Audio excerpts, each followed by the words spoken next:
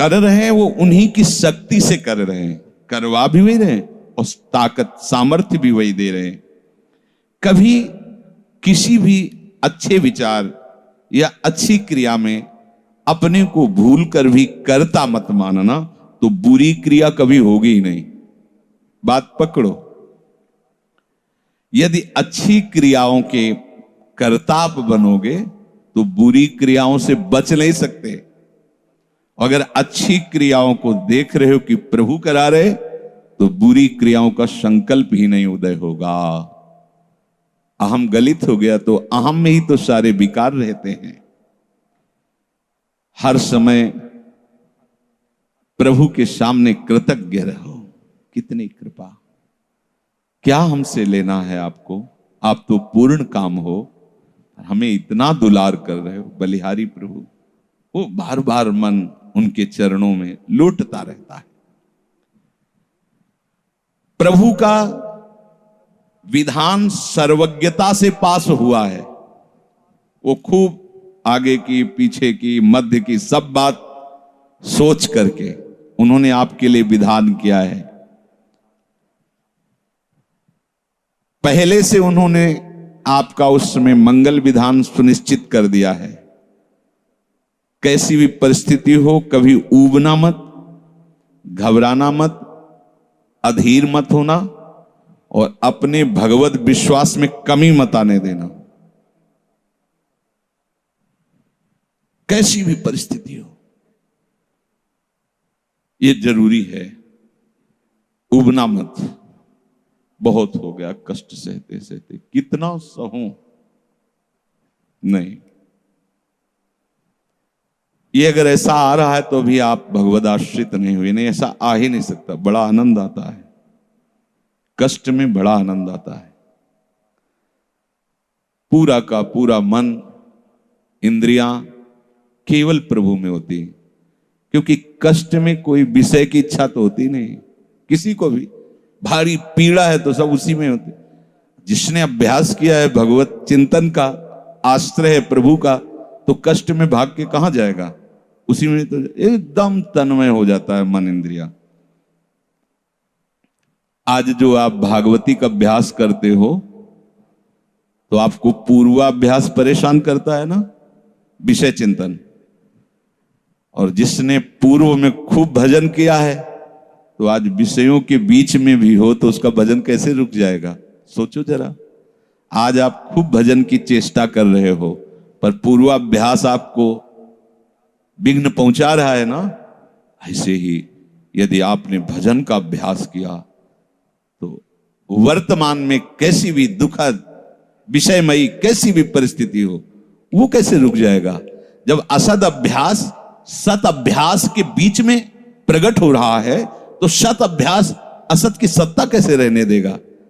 इसीलिए जो भजन परायण जन होते, भारी से भारी विषम परिस्थिति में भी हर समय भजन करना नहीं होता, भजन नृत्य करता है, वो निहाल हो जाता है। सुख किसे कहते तब आप जानेंगे, सुख का परिचय तब आप जानेंगे जब इतना भरोसा हो कि कैसी भी परिस्थिति हो, उबना नहीं, घबराना नहीं, अधीर मत होना और विश्वास में कमी मत आने देना।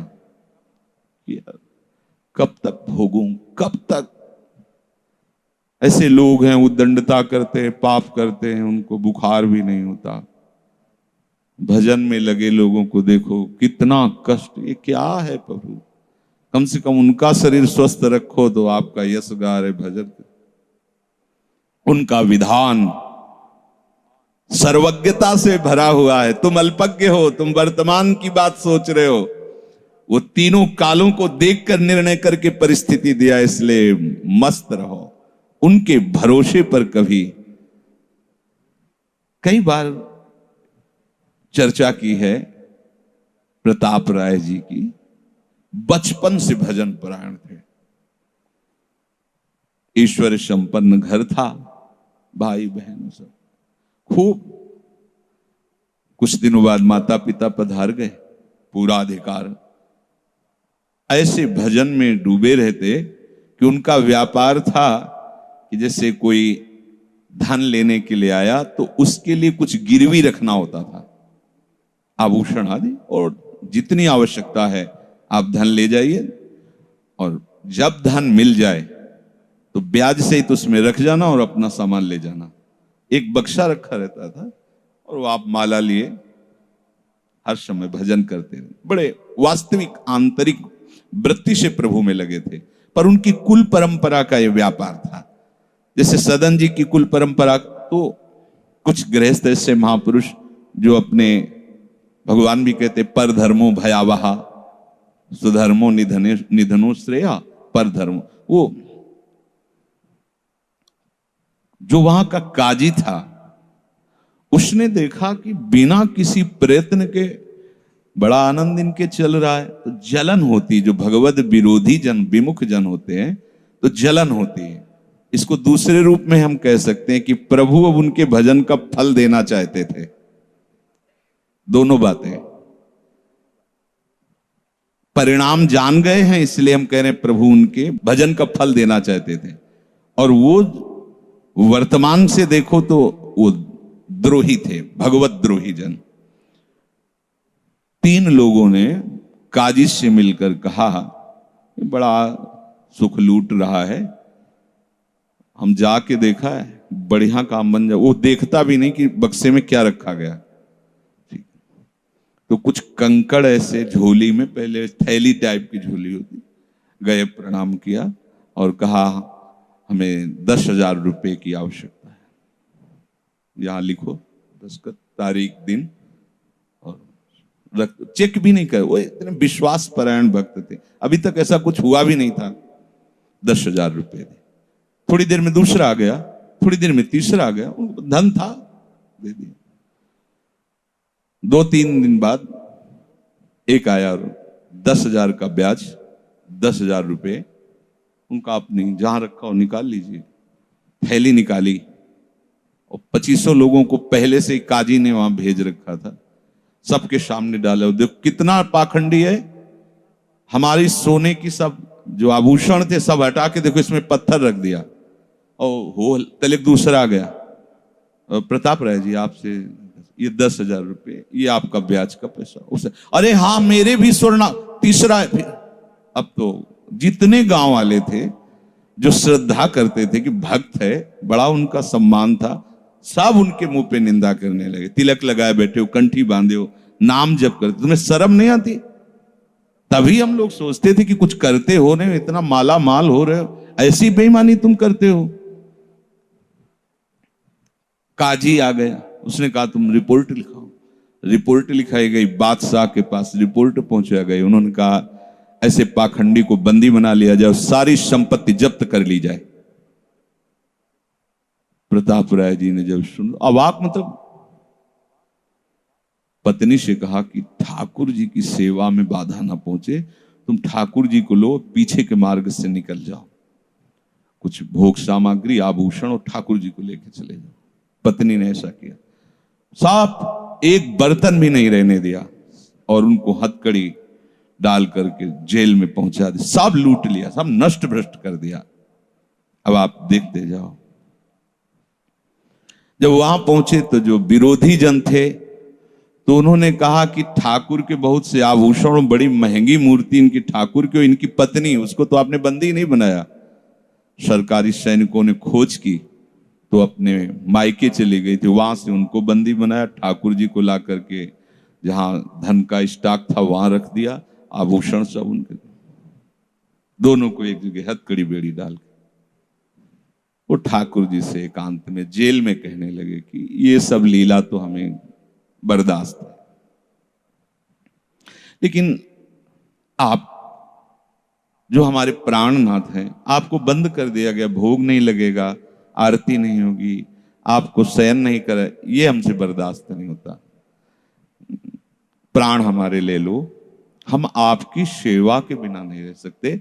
मुझे ये जो कुछ किया इस तो बर्दाश्त है, पर आप हमारे पास नहीं, आपकी सेवा नहीं, और जीवन भर कुल परंपरा से आपकी सेवा होती, नाथ ये मुझसे बर्दाश्त नहीं होता। बिकल होकर के रोए तो वहीं गलबैया दिए प्रिया प्रीतम जेल में ही प्रकट हो गए। निहाल कर दिया। फिर आगे जो बड़ा चरित्र है, हम ये बताना चाहते हैं कि देखने में तो हमें लगा कि देखो ऐसे महान भक्त के जीवन में कैसी परिस्थिति आई, पर परिणाम देखकर हम ये कह सकते हैं कि ये फल वृत्ति आई, पूरे जीवन के भजन का फल कि सच्चिदानंद प्रभु का साक्षात दर्शन, साक्षात ऐसी महान स्थिति आगे उनकी वर्णन है। या कह रहे कि ऊबो मत, घबराओ मत, अधीर मत हो, विश्वास में कमी मत होने दो। अब प्रभु ने क्या देखा कि इसे ना संपत्ति के हरण का दुख है और ना इसे किसी सम्मान नष्ट का, पूरे जीवन भर सम्मानित रहे, गांव के सब भगत जी हैं, सब मिटिया मेट हो गया, इस बात का कोई दुख नहीं, केवल मेरी सेवा का सुख।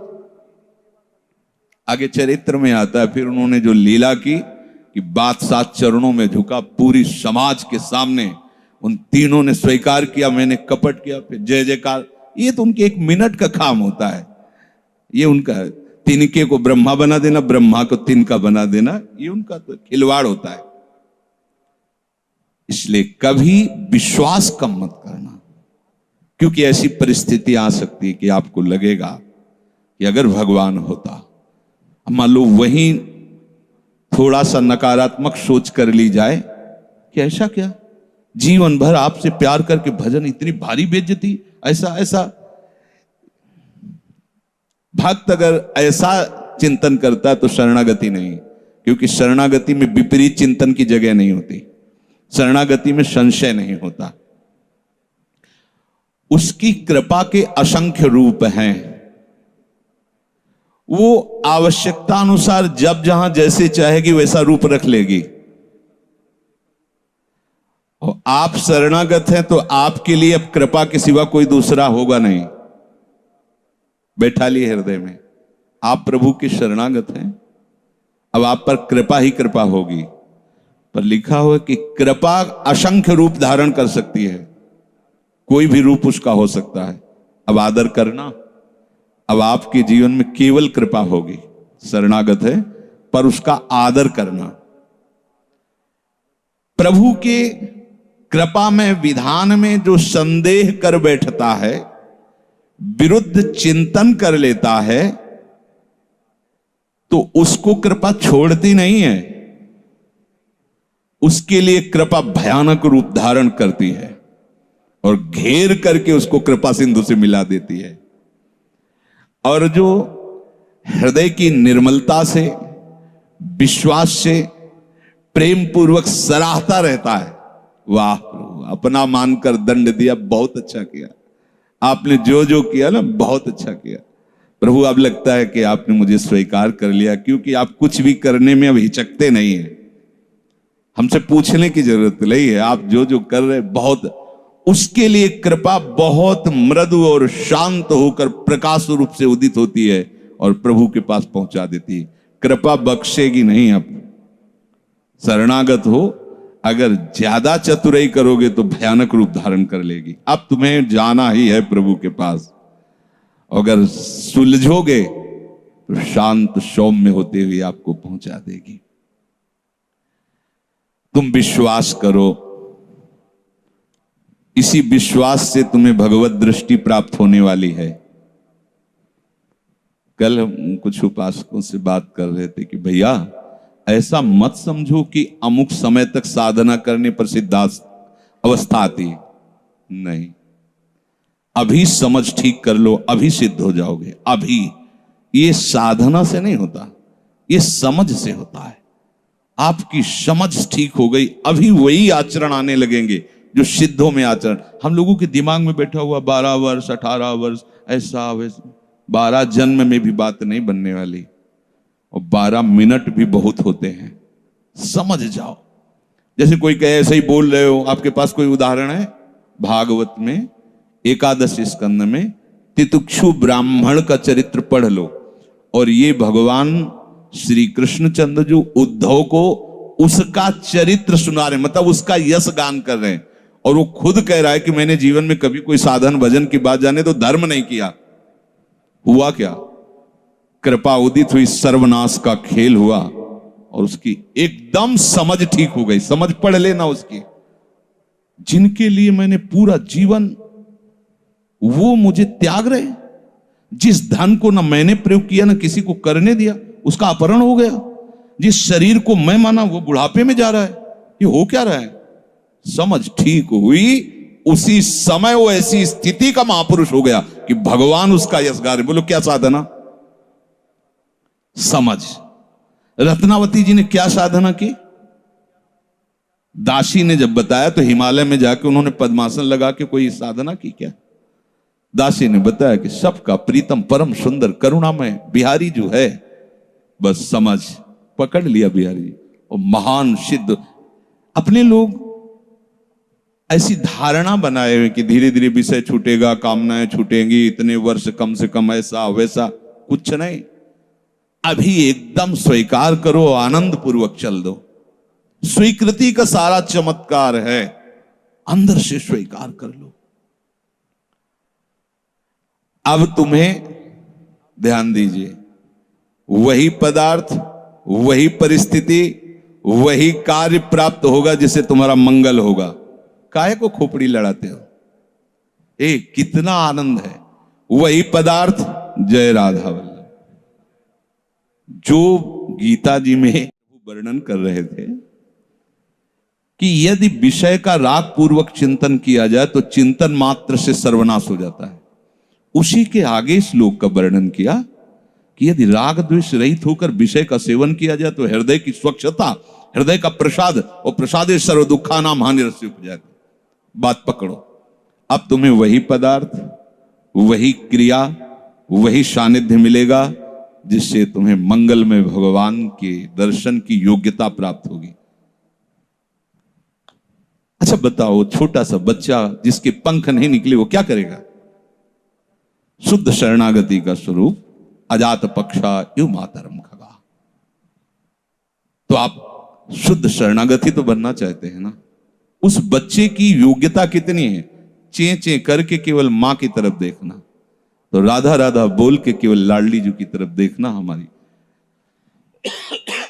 उस बच्चे पर यदि कोई प्रहार करने के लिए जीव आ रहा है तो माता पिता का कर्तव्य है, उससे तो पंख ही नहीं निकले तो अपना बचाव क्या करेगा? तो काम क्रोध लोभ आदि यदि आप पर आक्रमण कर रहे हैं तो आप बचाव कहां करने लायक हैं?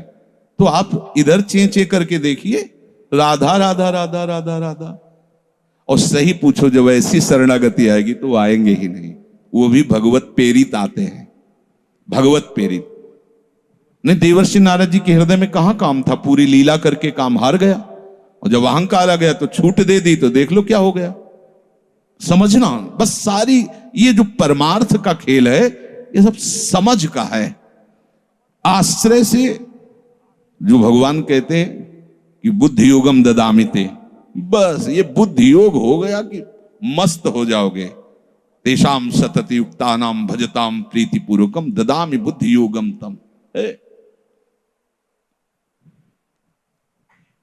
अब जो भी पदार्थ, जो भी क्रिया, जो भी सानिध्य, वो कृपा के द्वारा होगा। अब हमें उसमें न राग करना न द्वेष करना है। और इसका परिणाम क्या बताया? हृदय की स्वच्छता, परम प्रसाद और बुद्धि का भगवान में स्थित हो जाना। अब वो प्रतिकूल हुआ या अनुकूल हुआ? अगर प्रतिकूल हुआ तो आपने सोचा गलत सिद्धांत। अगर ये बात हम ना माने होते तो इससे सावधान रहते तो हमारा होना था। प्रभु का विधान था, उसमें कुछ है, बाद में देख लेना। उसका वो परिणाम होगा जो तुम नहीं निकाल सकते थे। उस प्रतिकूल पदार्थ, वस्तु, व्यक्ति के सानिध्य से वो ठीक हुआ है जो ठीक होना था, प्रभु ने भेजा है। अब तो तुम निश्चिंत हो जाओ, अब भय ना करो। समझना, प्रभु सर्वज्ञ हैं, तुम उनके भरोसे हो गए हो, आप कोई तुम्हारा मंगल कर ही नहीं सकता। बोले काम आता है, क्रोध आता है, गंदी बातें मन में रहती हैं। कहा जाता है जब ये तक हृदय में रहेंगे तब तक तुम्हें भगवत प्राप्ति नहीं होगी। शास्त्रों में खूब खुला वर्णन है, चाहे जहां देख लो। त्रिविधम नरकस्येदम द्वारम नाशन मात्मनः कामः क्रोधा तथा लोभा तस्मादे त्रयम त्यजेत। काम क्रोध मद लोभ सब नाथ नरक के पंथ। पर इसके बीच की हम एक रहस्यमयी बात आपको बताते हैं। यदि आपने भरोसा लाडली जी का कर लिया है और ये हैं, तो इनकी सत्ता नहीं, ये आने जाने वाले हैं और इनसे कुछ भी आपका नहीं बिगड़ने वाला। भरोसा इनका, ये तर्क वितर्क की बातें नहीं है, ये श्रद्धा विश्वास की बातें हैं। और धीरे धीरे एक दिन आप महात्मा बन जाओगे। देख लेना, विश्वास करना। कुछ बातें ऐसी होती जो यहां की होती हैं, क्योंकि पूरा जीवन जिए हैं तो उसको देखा है। पढ़ी लिखी बातों को जब तक अनुभव में नहीं किया जाता तो ठीक से समझ में नहीं आती। अब जैसे ये बात केवल समझ में आ जाए कि निर्विकार हृदय ही भगवत प्राप्ति की योग्यता, बढ़िया बढ़िया शब्द है, लेकिन जीवन में देखा है कि इसमें विकार है। जीवन में देखा है इसमें बहुत सी घृणित बातें रही और कसर रखा नहीं साधन में, भजन में, साधन में, उपासना में। गुरु कृपा से छूट नहीं दी। जीवन हो गया 5 मिनट भी इसको छूट नहीं दी। हर समय जैसे दुश्मन पर सवार रहे। देखो बीमार हैं, बुखार, ये दुनिया का सब नाट, छूट नहीं। अगर थोड़ी भी सांस है, चलने की हिम्मत है तो चलेंगे।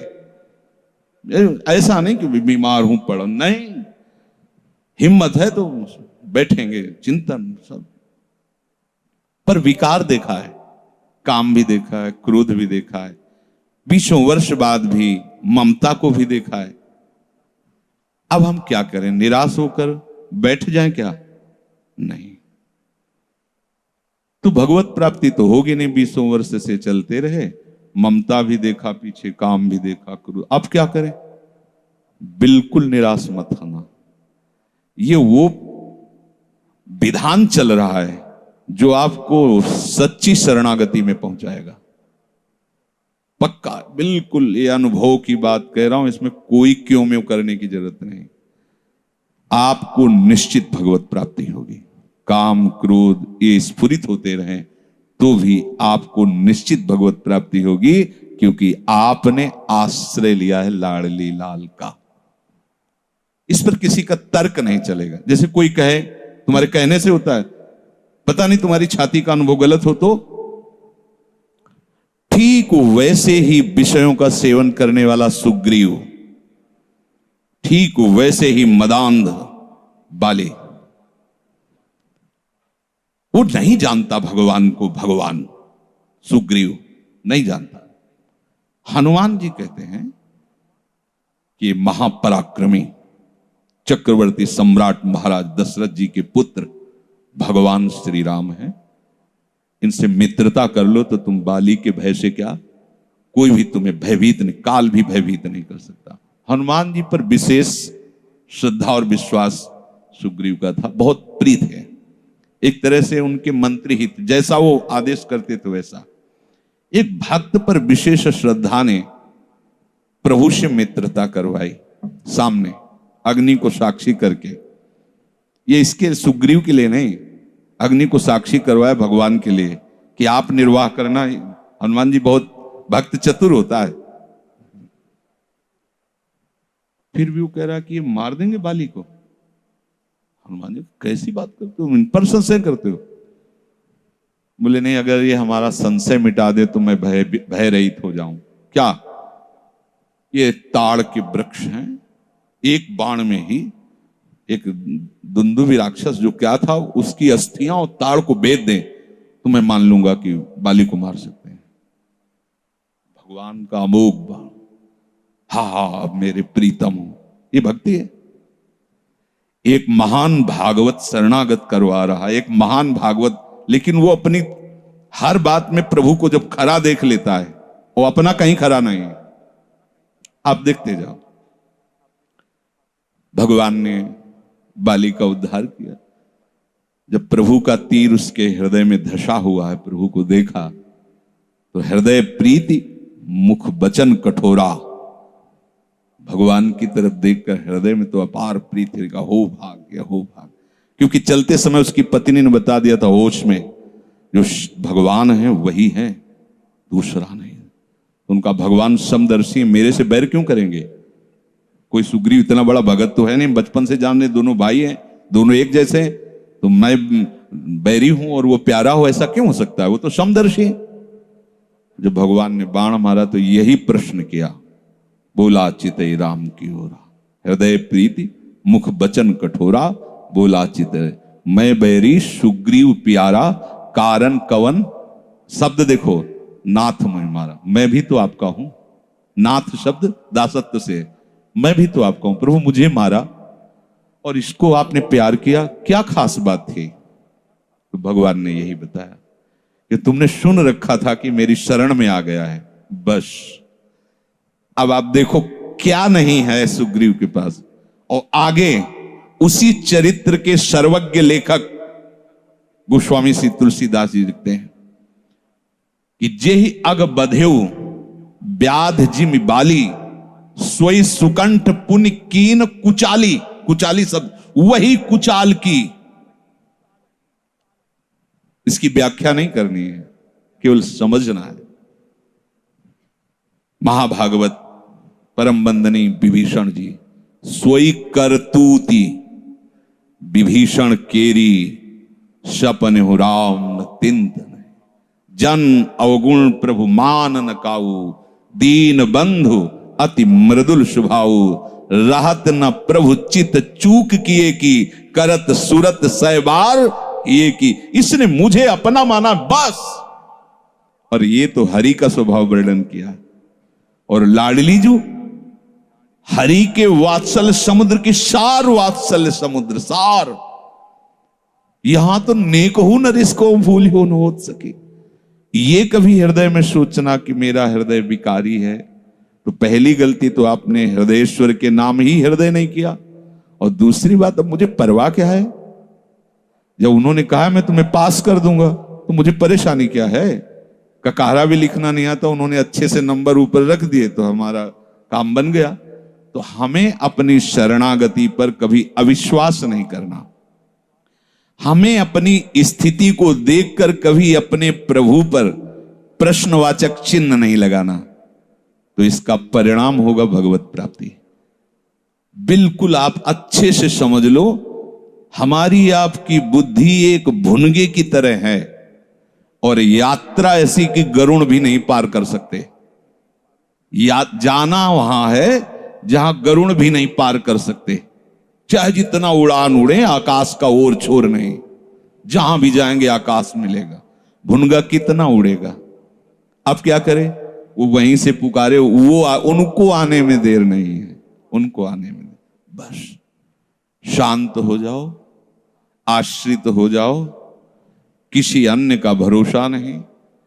जो कुछ अन्य आपके हृदय में बचा है वो उनका कार्य है, वो सब सुधार लेंगे। बात मान लेना हमारी।